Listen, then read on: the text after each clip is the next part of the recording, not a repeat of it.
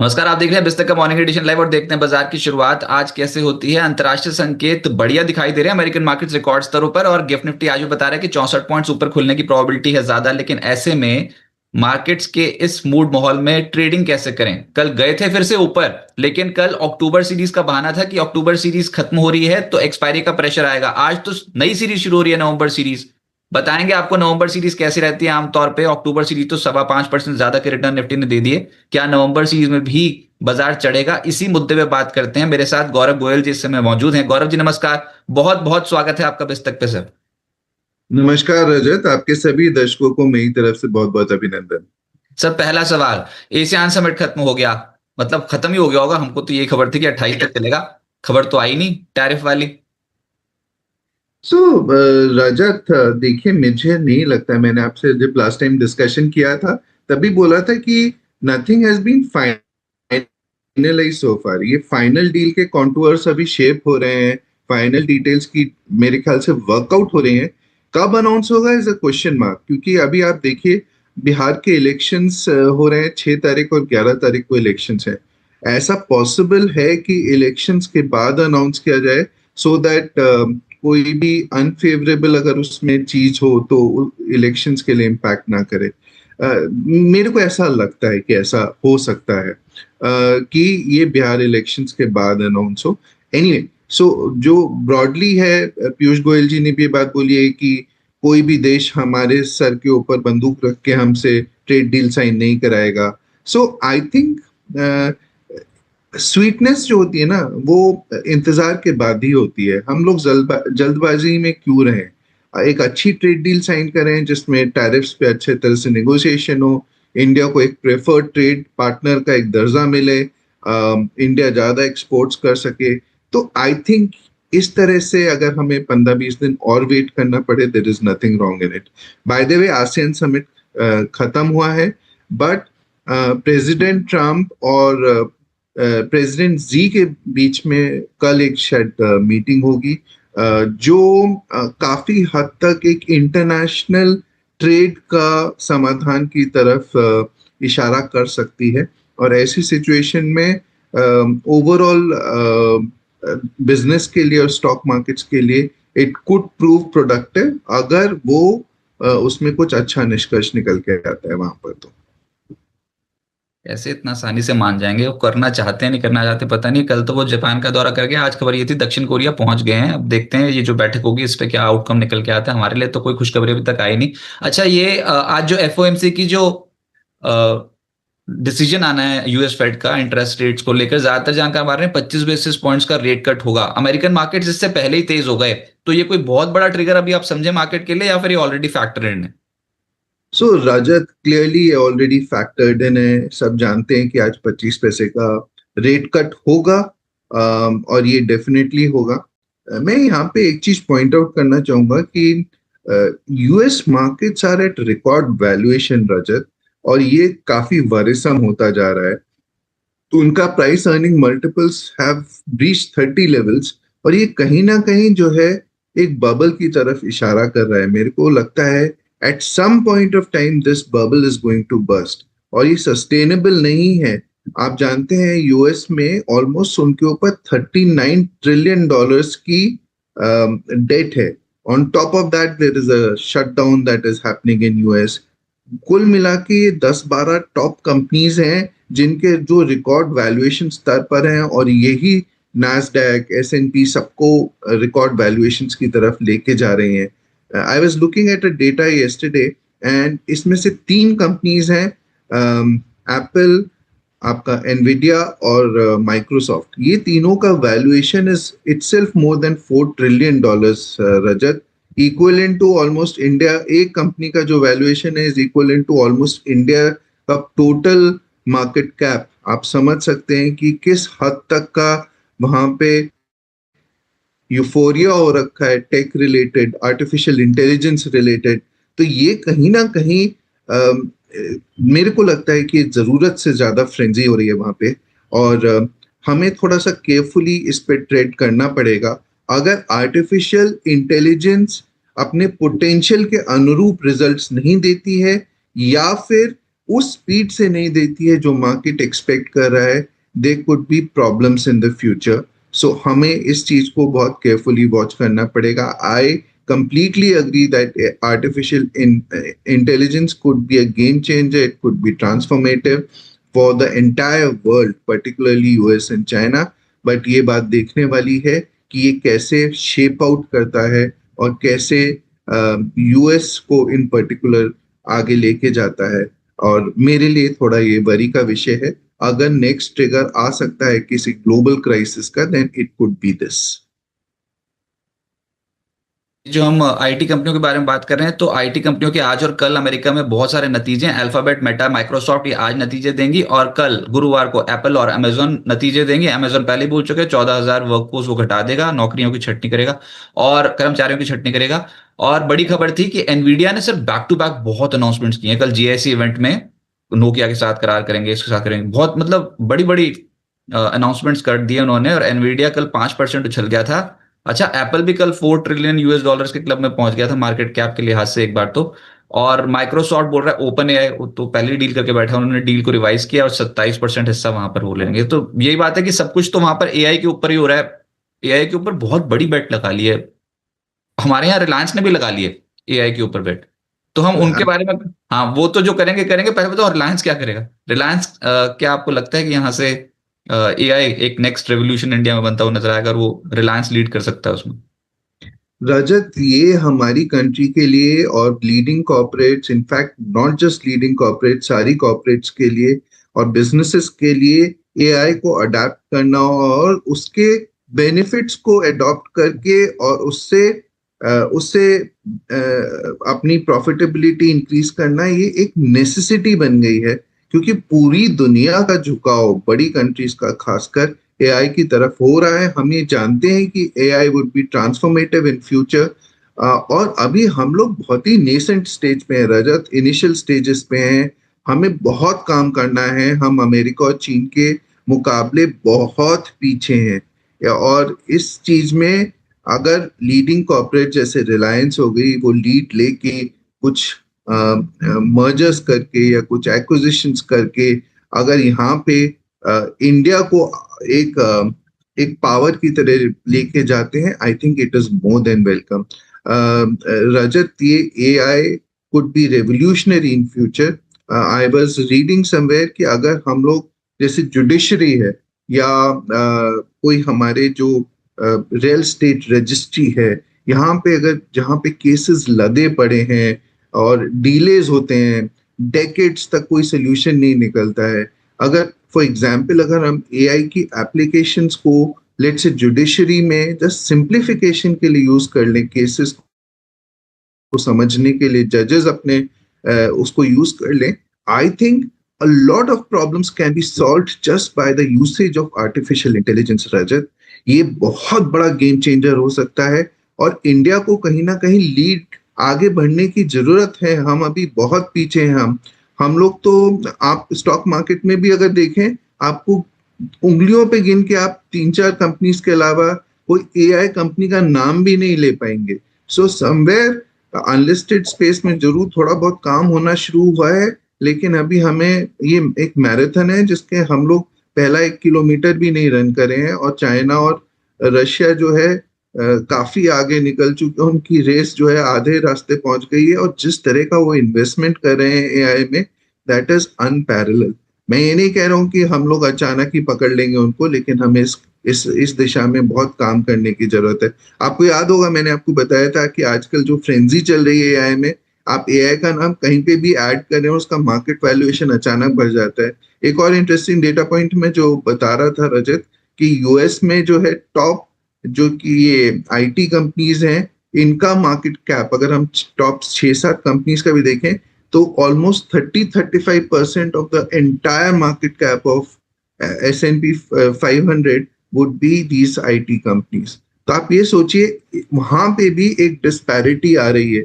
मतलब IT companies तो बहुत आगे बढ़ जा रही हैं, मैन्युफैक्चरिंग और बाकी सर्विसेज वगैरह ये काफी पीछे रह जा रहे हैं. तो एक तरीके से मेरे को लगता है कि ये बबल है और ये क्रिएट हो रहा है, इसलिए केयरफुल रहने की जरूरत है. सॉरी मैं बार बार इस चीज पे आ रहा हूँ, लेकिन मेरे को ये बड़ी वाला पार्ट लगता है। हाँ तो ठीक है, वो अमेरिका में सिर्फ ये एआई वाली कंपनियां चली हैं, बाकी तो मार्केट ठूस पड़ी हुई है, वो उन्हीं के चलते रिकॉर्ड स्तर पे पहुंचे हुए हैं, तो कहीं ना कहीं तो बबल बर्स्ट होगा ये एक बार। पर अभी तो जो चल रहे हैं, अभी हम अपने मार्केट पे अगर देखें तो आज तो नवंबर सीरीज की शुरुआत होनी है, और कल के सत्र में एफआईएस ने फिर से भरकर खरीद लिया कैश मार्केट में। 10,340 करोड़ रुपए की कैश मार्केट में खरीदारी की फिगर आ रखी है, और इवेंट्स तो हम बता ही रहे हैं कि ट्रेड डील अगर संभवतः होती है इंडिया के साथ, चाइना के साथ, यूएस की, तो वो एक बूस्टर डोज प्रोवाइड कर देगा मार्केट को। और एफओएमसी की बैठक है ही, उसके बाद Q2 रिजल्ट सीजन तो ऑन है ही। लेकिन 6 सत्रों से निफ्टी 25,718 से लेकर 26,104 के लेवल के बीच में ही मंडरा रहा है, कुछ नहीं कर पा रहा। आज भी गिफ्ट निफ्टी बता रहा है कि ऊपर जाएंगे, बार बार जाते हैं 26,050 के आसपास, वहां पर कोई ना कोई बेच जाता है। और अभी के हिसाब से सीरीज की शुरुआत में 75.8% रोल ओवर है निफ्टी का, और 1.43 करोड़ शेयर्स खड़े खड़े हैं नवंबर फ्यूचर्स में। सब कुछ हरा हरा नजर आ रहा है। एफआईएस के इंडेक्स लॉन्ग पोजीशंस 20% की है, जो अगर अक्टूबर में देखते तो 6% की थी, सितंबर में देखते तो 8% की थी। इस बार पिछले 4 महीने की तो हाईएस्ट पॉइंट पे ही है 20%। और बैक टू बैक ट्रिगर्स है, सबसे बड़ा ट्रिगर तो हम ट्रेड डील को ही मान के चल रहे हैं कि अगर वो हो जाए तो बहुत बढ़िया। सर मार्केट पे अभी क्या करना चाहिए, क्या इन लेवल्स पे थोड़ा कॉशियस रुक रखें, या फिर Q2 रिजल्ट्स को देखते हुए आप बोल रहे हो कि नहीं यहां से खरीदारी करने के बारे में सोचा जा सकता है? कोई बड़ी डिप तो नहीं आ सकती क्या नवंबर सीरीज में, या फिर आप एक्सपेक्ट कर रहे हो एक डिप आए? तो रजत, देखिए जो कल की जो गिरावट हुई थी बस मेरे ख्याल से प्योरली एक्सपायरी ड्रिवन। तो इसको उसके ऊपर ज्यादा तवज्जो भी नहीं देना चाहिए। हालांकि शॉर्ट टर्म में मैं कुछ भी नहीं कह सकता हूँ, क्योंकि मेरी अंडरस्टैंडिंग नहीं है शॉर्ट टर्म की, ना मुझे समझ में आता है शॉर्ट टर्म। बट मेरे को ये लगता है कि इंडिया इज ब्यूटिफुली प्लेस्ड रजत।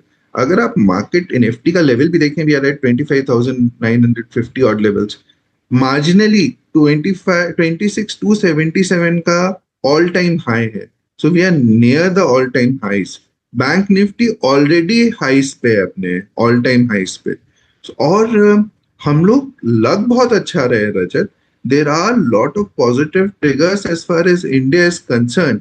मैं ये लॉन्ग टर्म के पर्सपेक्टिव से बोल रहा हूँ, शॉर्ट टर्म में कुछ भी हो सकता है। लेट अस अज्यूम कल यूएस और चाइना के कोई बेसिकली अच्छा ट्रेड डिसीजन नहीं आ पाता है, या कुछ आपस में तनबन हो जाती है, अनबन हो जाती है, तो ऐसी सिचुएशन में markets can tank. But the broader part is कि हम लोगों की एक साल की अंडर परफॉर्मेंस रही है रजत, इंडिया की विज़ावी अदर कंट्रीज। और ऐसी सिचुएशन में India is looking extremely attractive from valuation perspective.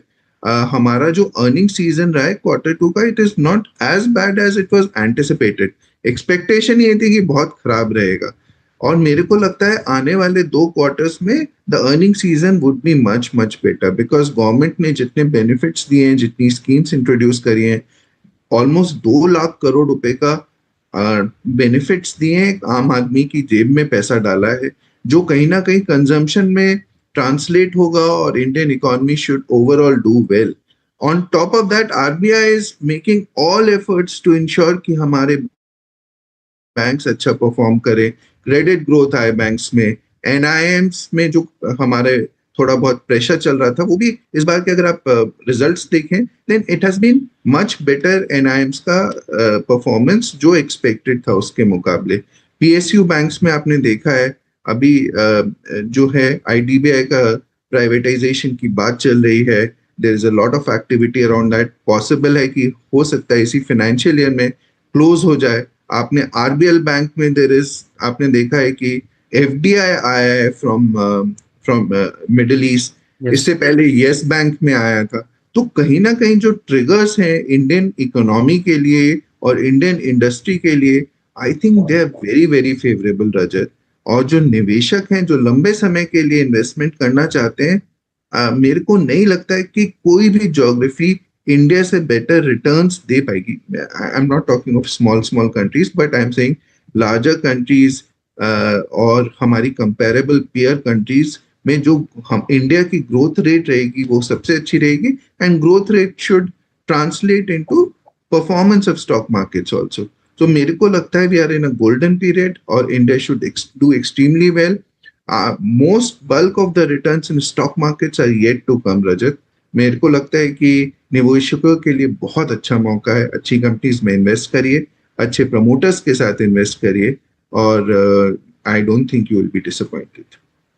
अच्छा सर, ये अगर आपने एक बार देखा हो तो ये म्यूचुअल फंड्स पे सेबी ने कंसल्टेशन पेपर जो है वो जारी किया है, और ये कल से जो खबर है ये बहुत रूल कर रही है निवेशकों के लिए। एक अच्छी खबर बताई जा रही है। ओवरऑल एक बड़ा रिफॉर्म जो है वो म्यूचुअल फंड इंडस्ट्री में होने वाला है। होगा ये कि खर्चे कम और फीस ढांचे को पारदर्शी बनाने के लिए नया प्रस्ताव जो है वो सेबी ने दिया है। इसके ऊपर एक कंसल्टेशन पेपर है, अभी कुछ फाइनल नहीं हुआ है, तो देखते हैं कि इंडस्ट्री इसको कैसे देखती है। लेकिन फीस स्ट्रक्चर में बड़े बदलाव का प्रस्ताव दिया है सेबी ने, और वो निवेशकों के लिए ज्यादा निवेश को फ्रेंडली बनाना चाहती है। सेबी का प्रस्ताव यह है कि सेबी ने ओपन एंडेड म्यूचुअल फंड्स के टोटल एक्सपेंस रेशियो टीईआर में 0.15% तक और क्लोज एंड स्कीम में 0.25% तक कटौती का सुझाव दिया है।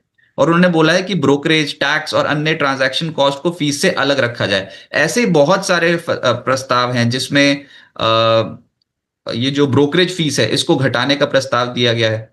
तो सर, ये ओवरऑल आप कैसे देखते हो, और इसमें से अगर आपने कुछ इंपॉर्टेंट जो निवेशकों के फायदे की बात है अगर वो फाइन प्रिंट देखे हो तो रजत, डेफिनेटली निवेशकों के लिए अच्छी खबर है ये। और अगर ये लागू हो जाता है, हालांकि मेरे को लगता है कि इस पे स्टिफ रेजिस्टेंस मिलेगा। जो इंटरमीडियरीज हैं वो बहुत ज्यादा खुश नहीं होंगे क्योंकि उनकी ब्रोकरेजेस कम हो जाएंगी। But overall from investor perspective and a country perspective, already हम लोग की कॉस्ट कोई बहुत ज्यादा नहीं है, और सेबी जो है धीरे धीरे करके ये कॉस्ट और कम करता जा रहा है, जिससे more people can join this industry, और साथ में जो निवेशक और हैं, एग्जिस्टिंग निवेशक हैं, उनके लिए भी फायदा मिलेगा। आई थिंक ये आने वाला समय ऐसे ही रहेगा रजत, जहाँ पे ब्रोकरेजेस कम होती जाएंगी। मैं एक चीज और पॉइंट करना चाहूंगा, unfortunately on the other side insurance sector में ऐसा नहीं है। IRDAI का इतना एक्टिव इन्वॉल्वमेंट नहीं है, वहाँ पे फीस अभी भी बहुत ज्यादा है compare to mutual fund industry on the insurance side.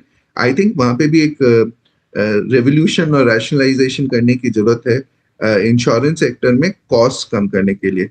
So I am just saying that अगर आप यूलिप को एक कंपेयर करें with a mutual fund, then आप रियलाइज करेंगे यूलिप में बहुत ज्यादा कॉस्ट होती है, और इसीलिए मिस सेलिंग भी होती है वहां पर। आई थिंक कहीं ना कहीं regulator should act upon those kind of products also. Right. Sir, आज एक आईपीओ खुलने वाला है, और वो जो आईपीओ पैकेज फूड इंडस्ट्री में, मैं तो बहुत समय से इस ब्रांड को ट्रैक कर रहा हूँ। ब्रांड की ग्रोथ तो देखते ही बनती है, क्योंकि ये पैकेज फ्रूट्स, ब्रेकफास्ट, लंच, सब पे मतलब ये छा गए एकदम से। एमटीआर ब्रांड था, ईस्टर्न रसोई मैजिक ये था। कंपनी का नाम है ओकला इंडिया। और सर, ये कैसा आपको लगता है आईपीओ? प्राइस बैंड 695 से 730 रुपीज प्रति शेयर रखा गया है। 1667.54 करोड़ रुपीज का इशू साइज है, पूरा का पूरा है ओएफएस।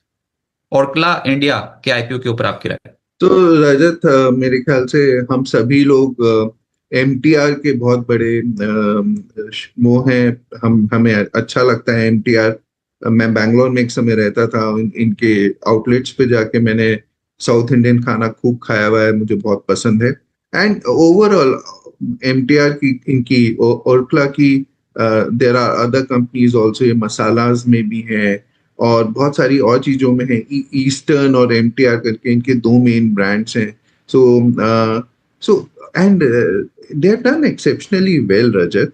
मतलब over a period of time आप देखें तो इन्होंने बहुत अच्छा किया है। कहाँ एक छोटी सी आउटलेट शुरू करके they have made it very very big. And आप देखोगे कि आज की डेट में इनका जो जिस फील्ड में है वो अक्रॉस इंडिया स्प्रेड हो रहा है। एंड हालांकि इनकी अभी भी majority of the branches are there in South India, but अगर आप देखें तो प्रचलन of South Indian food and बाकी चीजों का is now across the board, सब जगह ही हो रहा है। The growth has been good. मेरे को लगता है पोटेंशियल बहुत है रजत। हालांकि इन्होंने थोड़ा सा एक्सपेंसिवली प्राइस किया है इस आईपीओ को। थोड़ा सा और अगर कर देते थे, थोड़ा सा सस्ता कर देते थे, then it would have been much much better for the investors. Return on equity इसका करीब 30% का है, which is 32% के आसपास का है, which looks good. EBITDA margin भी करीब 17% का है, पैट मार्जिन 11% के आसपास आता है, अर्निंग पर शेयर 18 के आसपास है। So overall fundamentals of the company look good, expansion plan भी अच्छे हैं, मसाला बिजनेस भी ठीक कर रहा है।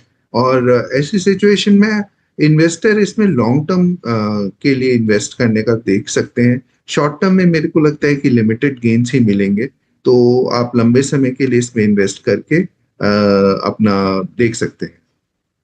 राइट सर, स्टॉक स्पेसिफिक बहुत सारी खबरें आई हुई हैं, फटाफट से वो ले लेते हैं और उसमें रिजल्ट्स हैं मेजरली। तो एक तो ये सीमेंट सेक्टर पे आपकी राय। श्री सीमेंट मुनाफा 76.4 करोड़ से बढ़कर 308.5 करोड़ हो गया, 17.4% आय में बढ़ोतरी देखने को मिली। जिस जिस कंपनी के नतीजे अच्छे आ रहे हैं बाजार उनको रिवॉर्ड दे रहा है। सीमेंट अभी तक चला नहीं है। श्री सीमेंट आपको कैसा लगता है? कंपनी ने डिविडेंड भी दिया, अंतरिम डिविडेंड 80 रुपीज प्रति शेयर। तो रजत में सीमेंट सेक्टर पे बहुत उत्साहित हूँ। मेरे को ओवरऑल सीमेंट सेक्टर बहुत अच्छा लगता है।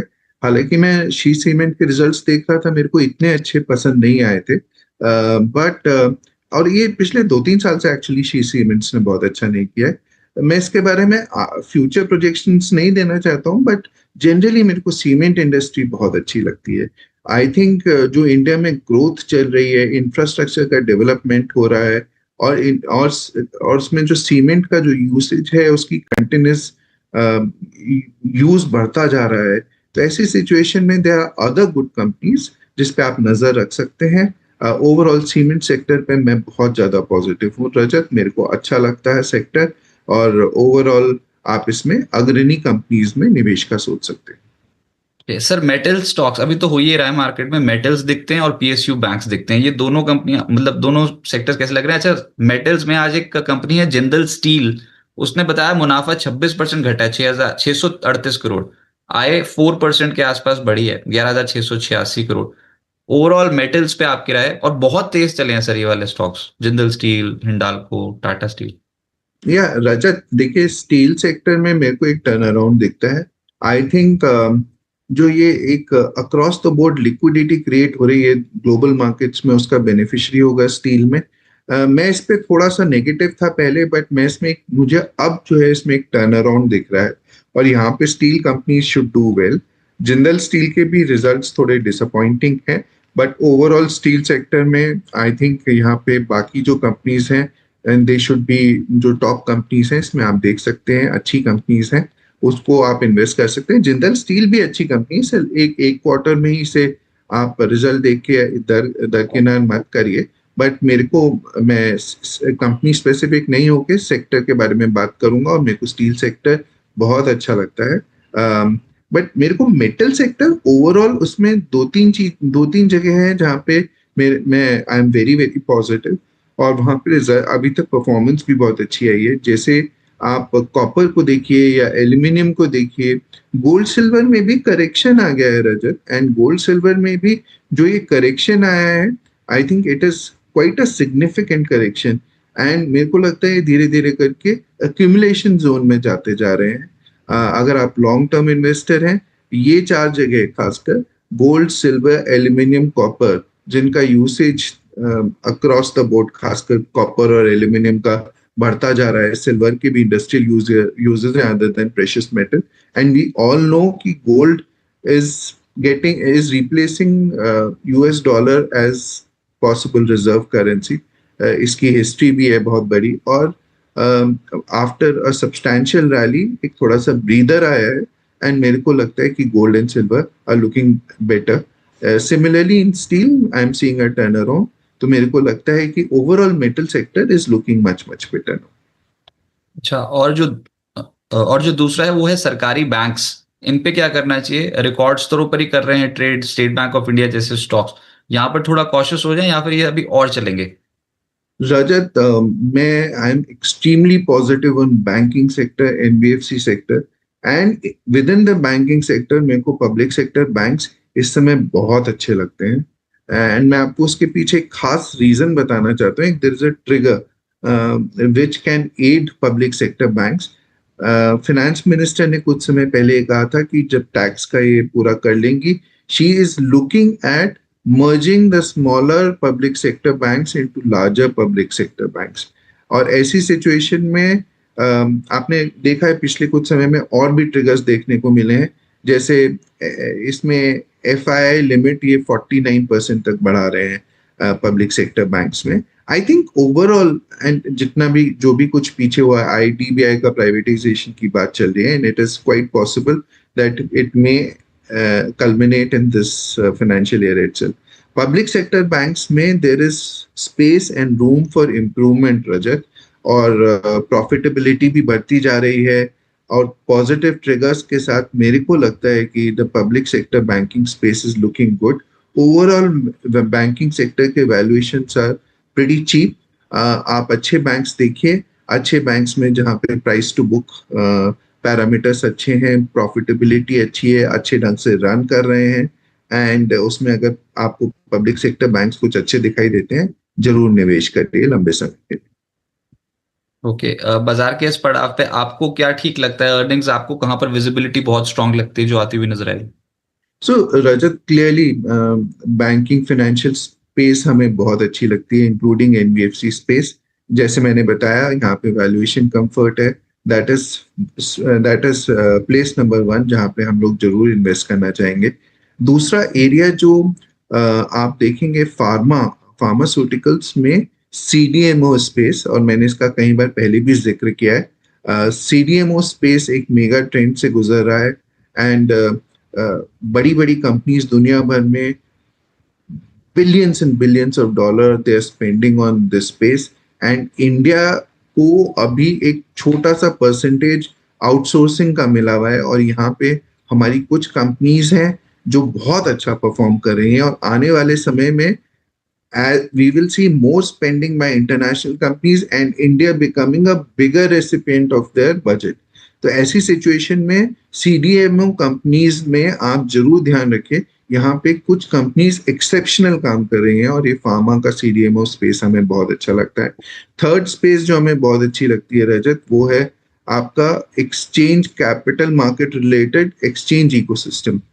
इसके अलावा एक्सचेंज में एंसिलरी जो कंपनीज है, जैसे वेल्थ मैनेजमेंट बिजनेस हो गया या असेट मैनेजमेंट बिजनेस हो गया, मेरे को लगता है आने वाले 5 से 10 साल और 20 साल में this space will become very very big. और आजकल वो सभी के जो नॉर्म्स सिचुएशन, आ रखे हैं, सभी के जो कंसल्टेशन पेपर आ रखे हैं, क्या वो इस पूरे स्पेस में शॉर्ट टर्म में थोड़ा सा असर डाल सकता है?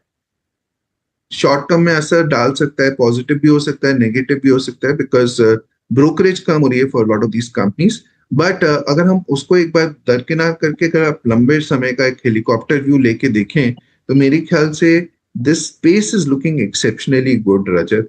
आप सोचिए, आज की डेट में हम एक very small percentage of Indian population actually invest in capital markets in India. आने वाले समय में as we grow bigger and better and हमारी इकोनॉमी ग्रो करती है, and more people participate in the capital markets, this space will definitely generate good amount of profits and make wealth for investors. One last piece जो मैं जरूर कहना चाहूंगा, new age stocks जो technology driven है, e commerce space हो गया या न्यू एज स्पेस हो गया, QSR सर्विसेज हो गई, I think there is a lot of potential in these companies, क्योंकि again इसका reach बहुत ज्यादा बढ़ेगा over time, and यहाँ पे हम लोग सिर्फ वैल्यूएशन को नहीं देख सकते हैं, वैल्यूएशन के साथ साथ हमें ग्रोथ रेट देखनी पड़ेगी। ग्रोथ रेट ज्यादा होगी, वहीं पे आपको एक्सेप्शनल प्रॉफिट्स मिल सकते हैं। सो ये सब जगह हैं जहाँ पे हमें बहुत पोटेंशियल नजर आता है रजत, और मैं इन्वेस्टर्स को कहूंगा कि यहाँ पे अपनी रिसर्च करके अच्छी अच्छी कंपनीज में इन्वेस्ट करें। Right sir. सर बहुत शुक्रिया। कोई डिस्क्लेमर आपकी ओर से जिन भी सेक्टर्स या स्टॉक्स पे डिस्कशन हुई है उनके ऊपर? रजत, मैं एक सेबी रजिस्टर्ड इन्वेस्टमेंट एडवाइजर हूँ। हम क्लाइंट से जब मिलते हैं, इन्वेस्टर्स से जब मिलते हैं, तो उनकी पूरी रिस्क प्रोफाइलिंग करते हैं, उसके बेसिस पे एसेट एलोकेशन डिराइव करके तभी उन्हें इन्वेस्टमेंट करने की सलाह देते हैं। हम इन्वेस्टमेंट्स के लिए स्टॉक्स पे ऐसे ही राय कुछ नहीं देना चाहते हैं, और इसमें जो है, जब तक हम क्लाइंट्स की रिस्क प्रोफाइलिंग ना हो, मैं आपके दर्शकों को यही कहना चाहूंगा कि वो अपनी इन्वेस्टमेंट एडवाइजर से मिलें, अपना रिस्क टेकिंग एबिलिटी को समझें और अकॉर्डिंगली इन्वेस्ट करें। जरूरत से ज्यादा रिस्क ना लें, और हम लोग यहाँ पे सेक्टर्स और स्टॉक्स रिलेटेड बायस भी हो सकते हैं, हमारा पर्सनल इन्वेस्टमेंट भी हो सकता है, फैमिली का इन्वेस्टमेंट भी हो सकता है, क्लाइंट्स ने भी इन्वेस्टमेंट किया गया होगा, तो please do your due diligence and take informed decision. Right sir, बहुत शुक्रिया आपका हमारे साथ जुड़ने के लिए और मार्केट पे अपनी अप्रोच बताने के लिए, अपने व्यू शेयर करने के लिए विस्तक के मंच पे। Thank you sir, thanks for joining. Thank you Rajat. ये हमारे साथ गौरव गोयल जी जुड़े हुए थे, बाजार के एक्सपर्ट, और ऐसे ही मार्केट के एक्सपर्ट्स के साथ जुड़ने के लिए आप मार्केट पे प्री ओपनिंग का हिस्सा बन जाइए बिस्तक पे, और अब जब मार्केट शुरू हो जाएगी तो हम